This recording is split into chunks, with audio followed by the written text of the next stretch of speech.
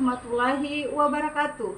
Kepada yang terhormat Bapak Ibu dosen penguji uji kinerja PPG Bat 3 Kementerian Agama tahun 2025. Perkenalkan, nama saya Waode Kasmawati SPD, mahasiswa PPG dari LPTK UIN Alauddin Makassar dengan NIM 210001254394.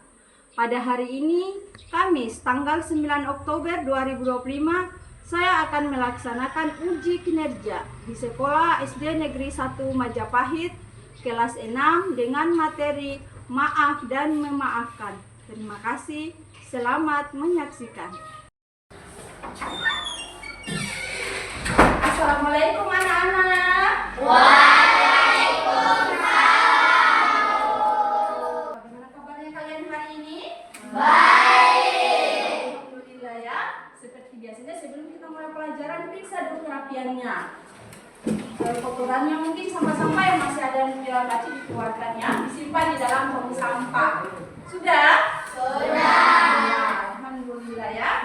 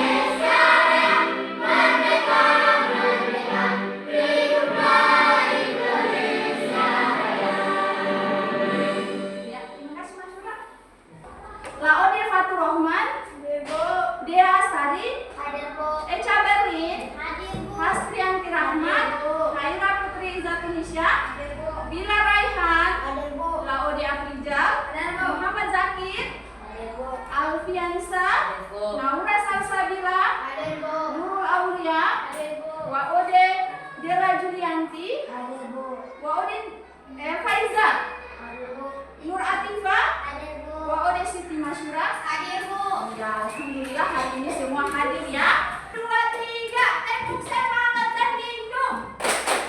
Dang dang dang, ding ding ding, dung dung dung.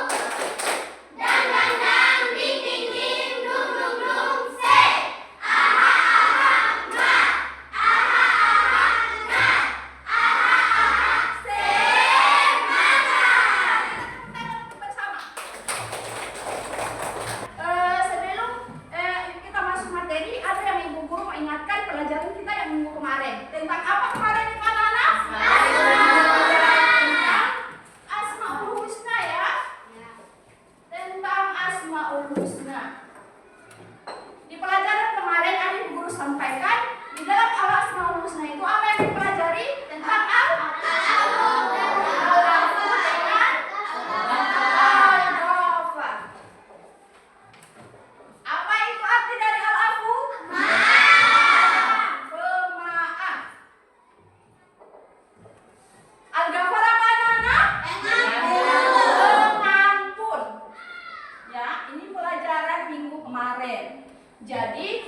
itu dalam Asmaul Husna itu Allah Maha Pemaaf, sedangkan Al-Ghafar itu adalah Allah Maha Pengampun. Itu adalah materi kita minggu lalu. Tapi sebelum Ibu Guru lanjut materi, Ibu Guru mau tanya dulu, pernahkah kalian membuat kesalahan?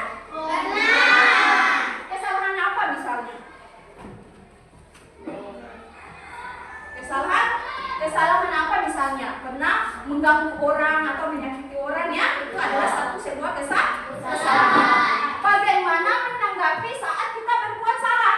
Minta maaf. Ya? Apa sikap yang kamu ambil ketika melakukan juga kesalahan?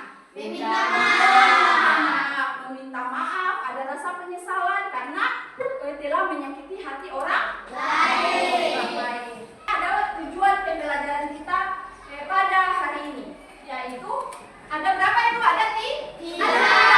Yang pertama, memahami pengertian maaf dan memaafkan. Kedua, memahami pentingnya menyatakan penyesalan.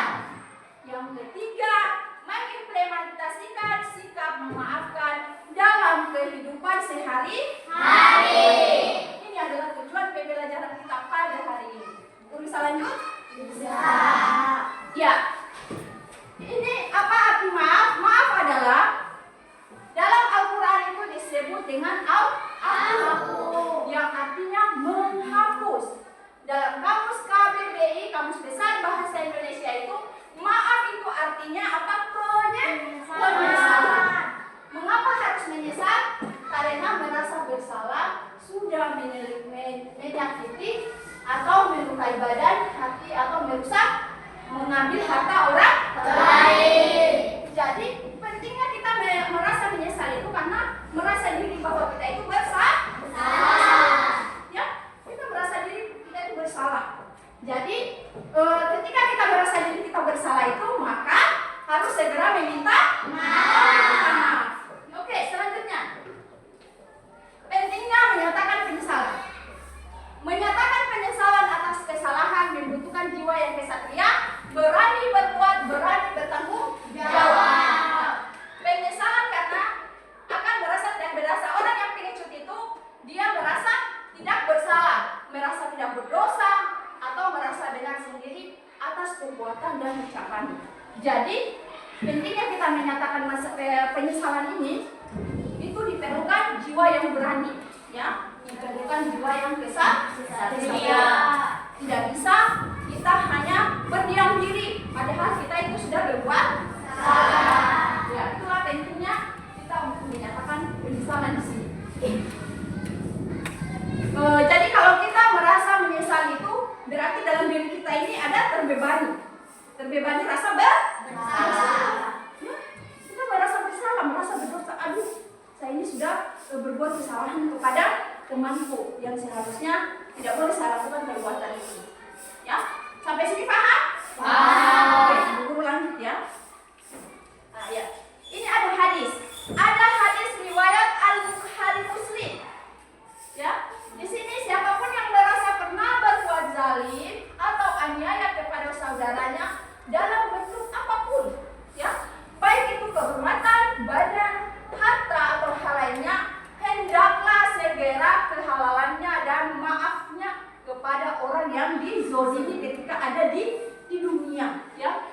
Jika tidak segera meminta maaf pada hari kiamat nanti, maka kebaikan atau amal saleh pelaku zalim akan diambil untuk menebus apa? Dosa kezalimannya. Atau jika tidak memiliki kebaikan, maka kejahatan orang yang dizolimi itu akan ditanggungkan kepadanya. Maksudnya begini, dalam hadis riwayat Bukhari Muslim ini, dia menyatakan ketika kamu sudah meninggal, ya, kamu sempat meminta maaf kepada orang yang kamu apa tadi? Zolimi, ya, kamu menganiaya teman, kemudian kamu meninggal, tiba-tiba belum ada minta maaf, itu nanti apa akan ditukar dengan amal saleh? Akan ditukar dengan amal saleh, anakku, ya, akan ditukar dengan amal saleh. Ketika kamu tidak punya apapun di akhirat nanti, maka yang punya amal saleh, maka amal saleh itulah yang akan digantikan dengan kezaliman yang kamu belum lakukan, sempat minta maaf di dunia, ya, selama orang yang maka maaf. Ya, jadi itu berhati-hati. Menzolimi orang itu menzolimi orang itu di dunia harus segera meminta maaf. Bisa ibu lanjut? Bisa. Ya. Ini. Kemudian ada syarat dan adab untuk kita menyatakan penyesalan di sini. Ya. Ketika kita menyatakan penyesalan itu sebaiknya harus mengakui itu kesalahan. Jangan kita mengada-ngadakan, ya. Mengakui kesalahan, kemudian menyesali kesalahannya. Tidak boleh berpura-pura kita meminta maaf kepada orang lain, ya. Kita harus bersungguh-sungguh, jangan mencari alasan. Tidak boleh itu. Kemudian dilakukan dengan bersungguh-sungguh. Minta maaf tidak boleh berpura-pura. Dan bertekad, berjanji tidak akan lagi mengulanginya, ya. Jika yang kita ambil itu berupa harta, harusnya kita kembalikan. Kemudian kesiapan mental, ya. Kesiapan mental untuk merendahkan diri di hadapan orang yang pernah dianiaya. Karena apa? Terkadang orang itu merasa egois, tidak mau menyampaikan permintaan maafnya hanya karena tidak mau merendahkan diri di orang yang telah dianiaya. Jadi salah satu sikap untuk minta maaf itu sebenarnya kita bisa merendahkan dirinya kita. Agar apa? Agar di dalam dirinya kita itu anak-anak tidak ada rasa bersalah. Tidak ada rasa penyesalan dan sakit hati dalam diri. Karena dengan kita sudah menyatakan penyesalan itu, maka selesai juga sakit hati yang ada di dalam hati kita. Sampai sini paham? Ya, bisa ibu berlanjut? Bisa. Tadi kita sudah menjelaskan tentang adab, sekarang kita menjelaskan tentang hikmah. Hikmah menyatakan penyesalan dan memaafkan. Orang yang menyatakan penyesalan itu akan dimuliakan oleh Allah Subhanahu wa Ta'ala. Kemudian mendapatkan pahala melebihi pahalanya sedekah. Jadi jangan main-main. Orang yang meminta maaf itu dia melebihi pahalanya orang bersedekah.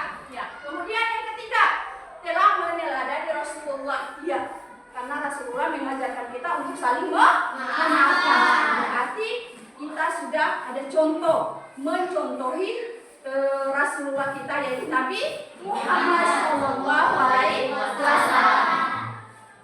Yang keempat, menghapuskan rasa bersalah yang berkepanjangan. Iya, menghapuskan rasa bersalah yang berkepanjangan dalam arti tidak ada dendam dalam hati kita. Tidak ada lagi. Kemudian yang kelima, terbebas rasa dendam dan penyakit hati yang seperti Ibu Guru bilang tadi. Dengan sudah memaafkan orang lain, maka tidak ada yang namanya sakit hati dalam diri kita itu. Yang keenam, mempererat persaudaraan.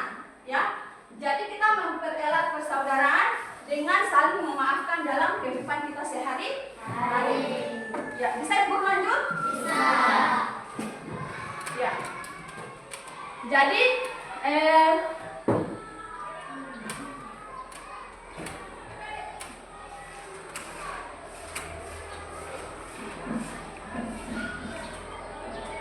sabar ya, Ibu ada. Jadi tadi pelajaran kita sudah selesai, waktunya kita untuk mengerjakan LKPD. Jadi LKPD kita hari ini, anak-anak, itu berupa kita mengisi, buat kelompok-kelompok menjadi 3 kelompok. Tapi karena kita sudah sudah mulai ada kelompok, maka Ibu Guru bagikan. Dan di lembaran kerja peserta didik ini nanti kalian musyawarah, berdiskusi di situ ya, berdiskusi di situ. Kemudian kita presentasikan. Paham ini anak-anak? Ya, nanti kita presentasikan di situ.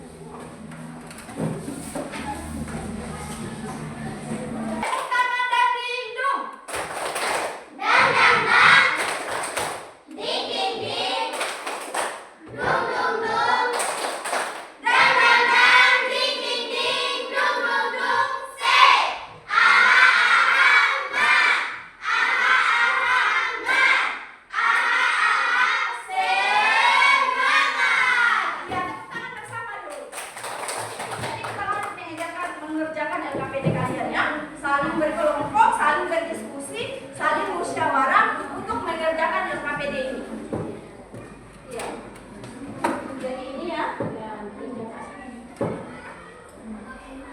dikerjakan, ditulis nanti bukunya untuk presentasi. Ya, tulis ya.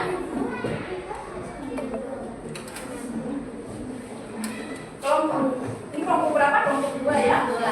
Jadi diskusikan ini yang termasuk kelompok mana nanti didiskusikan.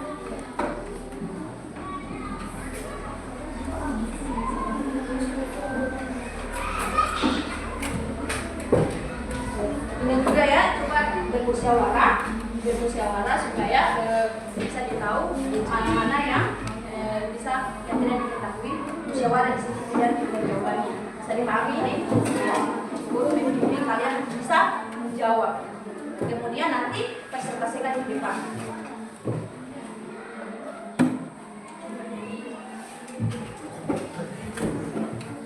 Ya, kerjakan ya. Iya.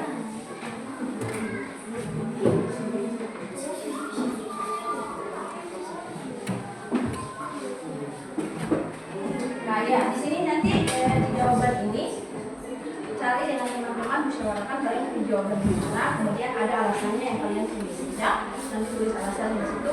Kalau sudah selesai, nanti kalian akan mempresentasikannya di depan. Guru berikan kalian waktu ya.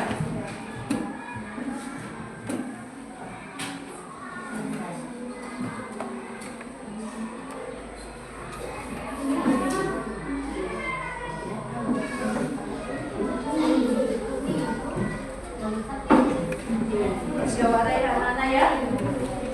Guru mengawasi kalian untuk bisa membimbing. Nah, seperti yang ada di sini.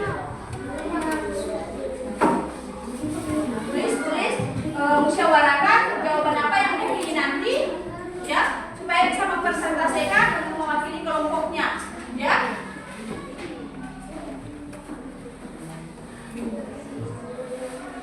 Ya.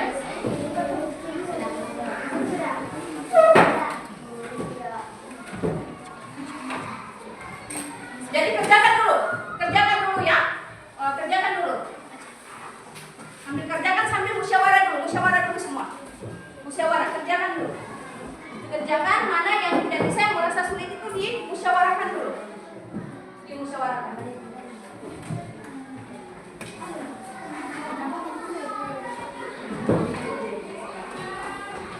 Dimusyawarahkan dulu ya.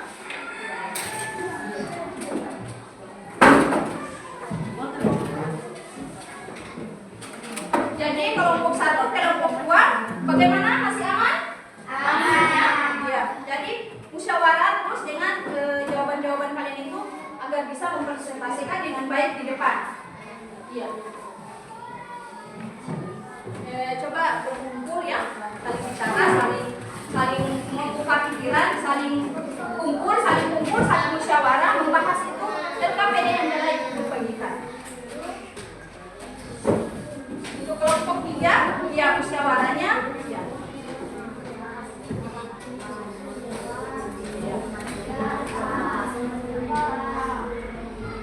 Ya, kelompok 1 musyawarahnya kerjasamanya ya.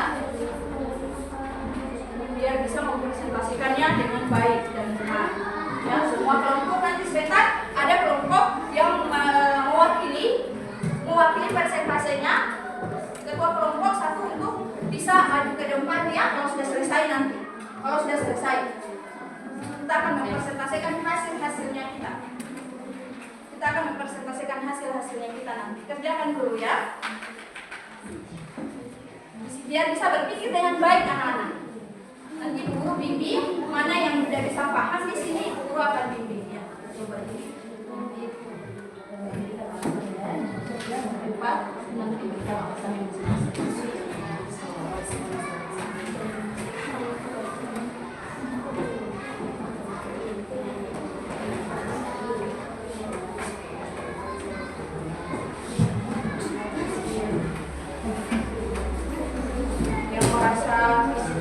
gabung sama teman-temannya biar alasannya yang akan sampaikan itu baik ya dengan yang ada KPD ini. Jadi jangan sampai kelompoknya nanti anak pergi ke sana untuk membimbing ya.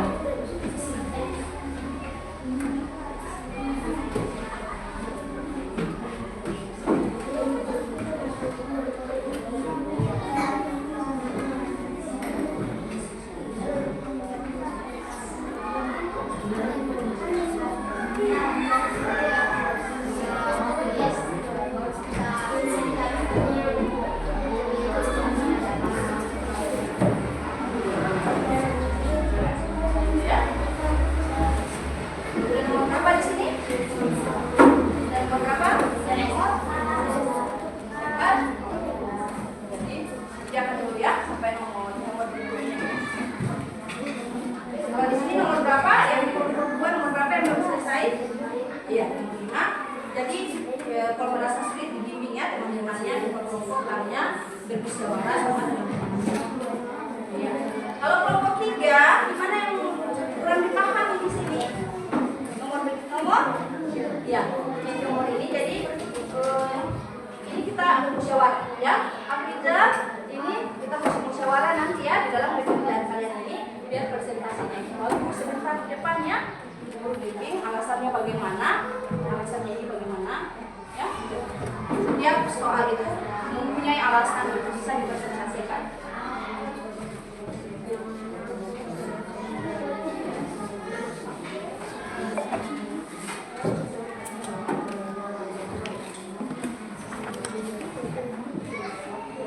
Jangan buru-buru ya anak-anak ya, kerja saja ya, kerja saja biar mendapatkan hasil yang begitu maksimal. Kerja saja ya, musyawarah. Jangan buru-buru kita mengerjakan ya, kerja saja, jangan buru-buru, pelan-pelan saja, rembukan, musyawarah, diskusi, LKPD-nya yang telah ibu kasih ya, kan materinya tadi itu sudah sampaikan tentang maaf dan memaafkan. Jadi di LKPD itu terkait dengan yang materi yang telah ibu berikan tadi ya. Di dalam LKPD itu sudah ada yang materinya yang ibu paparkan. Jadi tinggal kalian memberikan alasan saja, kerjakan, tidak usah buru-buru. Jangan buru-buru, kerjakan saja.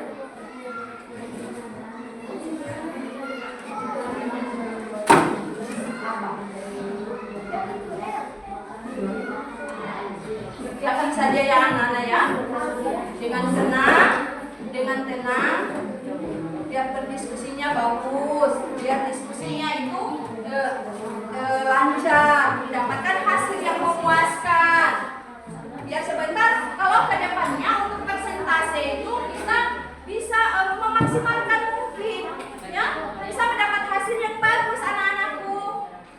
Nah, pelajaran hari ini menarik sekali. Pelajaran kita itu tentang maaf-memaafkan itu sangat-sangat menarik ya. Karena apa tadi yang ibu sampaikan, kita tidak boleh ada dendam dan rasa sakit hati. Jadi di LKPD-nya kalian itu semua sudah menyangkut materi yang tadi ibu sudah paparkan di situ. Jadi kalian bacanya baik-baik saja, bukan di sana. Jadi kalian bukan ya, musyawarah mana yang tidak diketahui. Jangan buru-buru, pelan-pelan saja kerjanya, anak-anakku. Kerjakan saja, jangan terburu-buru.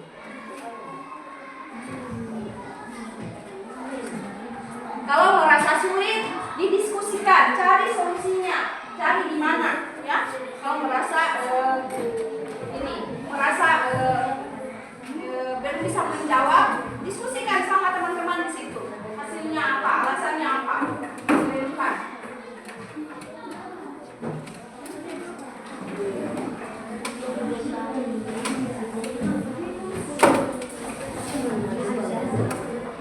Iya. Jadi di sini sudah nomor berapa itu?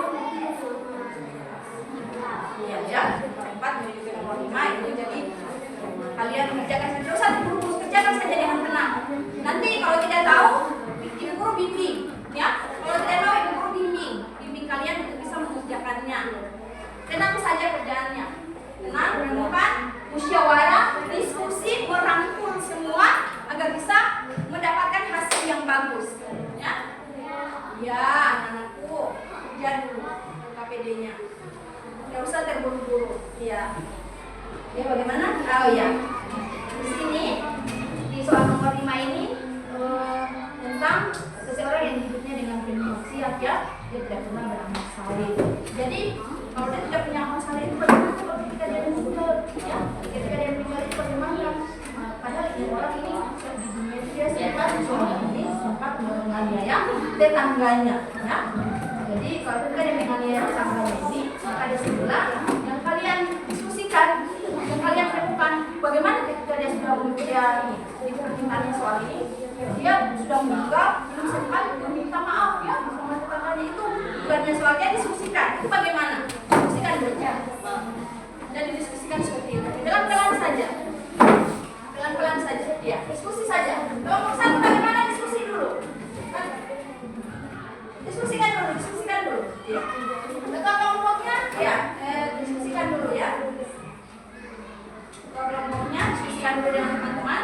Cari alasannya yang bagaimana, yang bagus alasannya, berdiskusi. Karena ini kelompok ya, jadi harus berdiskusi. Ini.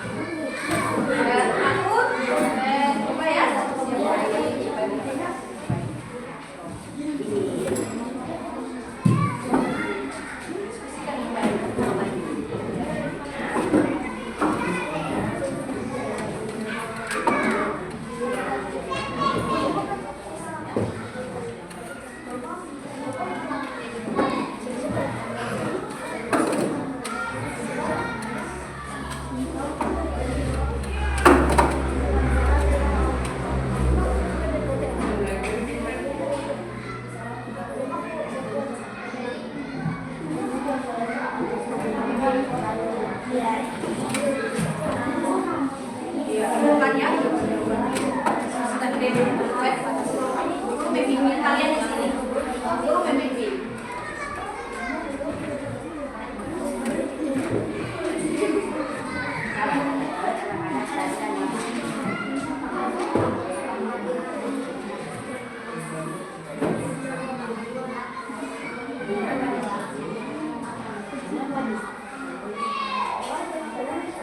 Jangan terburu-buru, pelan-pelan saja anak-anakku ya, pelan-pelan saja, jangan terburu-buru. Jangan terburu-buru, pelan-pelan saja.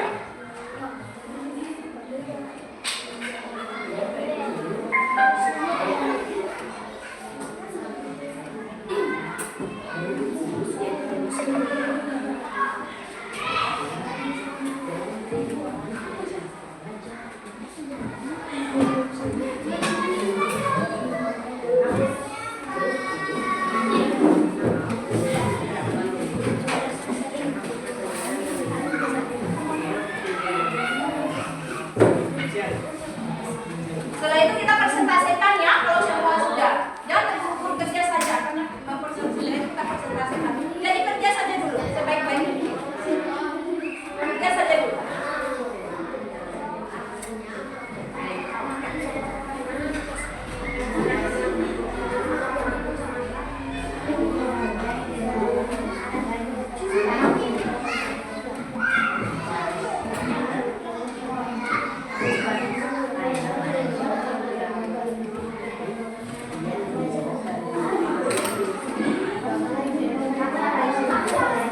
Kerjakan dengan baik, dengan tenang, dengan bermusyawarah, dan mendapatkan hasil yang baik. Pelajarannya semua ibu sudah paparkan tadi di materi, ya.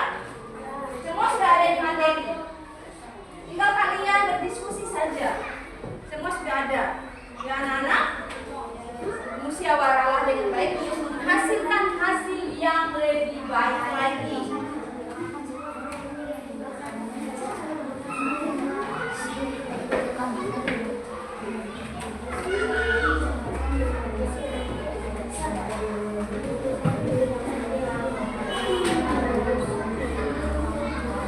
Ya anak-anak, tetap fokus dalam mengerjakannya, mengerjakan LKPD-nya ya. Yang tidak dimengerti tolong tanyakan ibu guru biar ibu guru bisa bimbing kembali.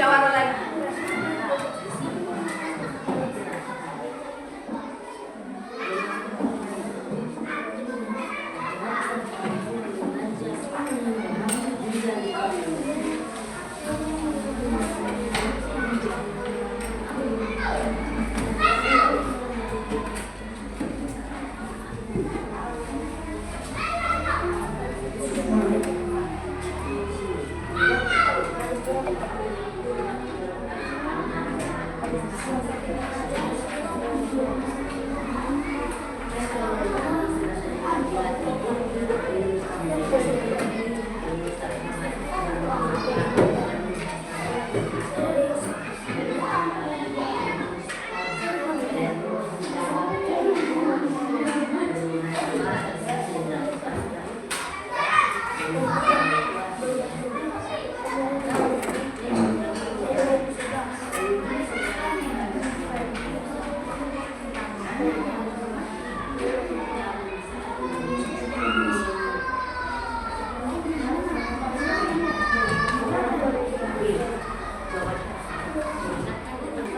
warahmatullahi wabarakatuh.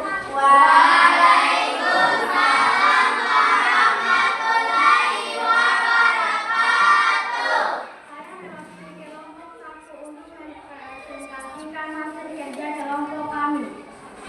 Yang pertama, berikut ini termasuk definisi menurut Kamus Besar Bahasa Indonesia adalah: A. Menghapus rasa dendam yang mengganjal di hati. Alasan kelompok kami memilih jawaban A karena menurut KBBI kata maaf berarti ungkapan permintaan ampun atau penyesalan atas kesalahan, dan juga bermakna tidak menyimpan rasa dendam atau sakit hati atas kesalahan orang lain. Jadi paling mendekati definisi yang benar adalah pilihan A. 2. Yang termaksud definisi maaf menurut Al-Quran dirangkum dalam pernyataan B. Meningkatkan ketakwaan kepada Allah Subhanahu wa Ta'ala. Alasan kelompok kami memilih jawaban B karena dalam Al-Quran khususnya Quran surah Al-Imran ayat 134 Allah menyebutkan bahwa orang yang bertakwa adalah mereka yang mampu menahan amarah dan memaafkan kesalahan orang lain. Jadi, memaafkan bukan hanya soal menghapus dendam, tetapi lebih jauh mengantarkan kepada ketakwaan. 3. Waktu terbaik untuk menyatakan penyesalan kepada orang yang dianiaya adalah A. Sesegera mungkin. Alasan kelompok kami memilih jawaban A karena semakin lama seseorang menunda meminta maaf, semakin besar kemungkinan orang yang disakiti menyimpan luka atau dendam. Dengan sesegera menyatakan penyesalan, luka hati bisa cepat disembuhkan. 4. Kesalahan kepada orang lain yang belum dimaafkan sampai mati A. Akan ditebus dengan amal baik di akhirat. Alasan kelompok kami memilih jawaban A karena dalam Islam kesalahan kepada Allah dapat diampuni dengan taubat. Namun kesalahan kepada sesama manusia harus diselesaikan dengan orang tersebut. Jika tidak sampai tempat meminta maaf hingga meninggal, maka urusannya dipindahkan ke akhirat. 5.